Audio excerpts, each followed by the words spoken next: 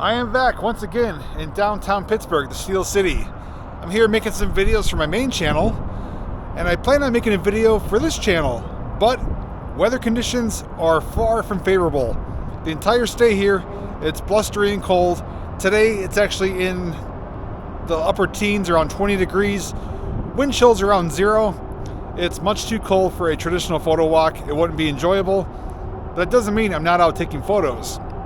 I'm capturing photos throughout my stay here, and those photos that aren't being used in my main channel, well, they're going to be shared with you on this channel.